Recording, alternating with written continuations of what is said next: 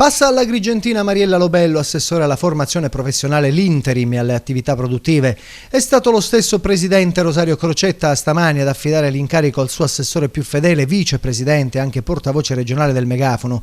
Una decisione maturata a seguito dello scontro tra governo e Confindustria, nato sul caso Cicero. Il commissario dell'IRSAP, che rifiutando la nomina ha sparato a zero contro Crocetta, il suo esecutivo, e contro Linda Vancheri, espressione di Confindustria e sino a luglio scorso assessore alle attività produttive.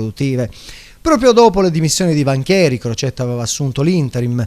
La soluzione Lobello è temporanea in attesa del rimpasto e della nascita di una giunta politica. A questo punto tramonta definitivamente l'ipotesi di Antonio Fiumefreddo, al quale Crocetta potrebbe comunque riservare un altro incarico. Intanto sul fronte politico tiene banco il patto per le riforme siglato tra la maggioranza che sostiene Crocetta e il nuovo centrodestra. È lo stesso leader nazionale Alfano a precisare che il suo partito non entrerà nel governo.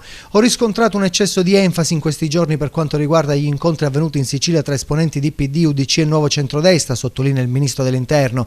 Noi del Nuovo Centrodestra non siamo entrati in maggioranza, non siamo entrati nel governo Crocetta e nessuno dei nostri sta per entrare nella giunta regionale. E poi precisa meglio il contenuto del patto: se alcuni provvedimenti di riforme strutturali ci convinceranno li voteremo, se non ci convinceranno non li voteremo perché non facciamo parte della maggioranza.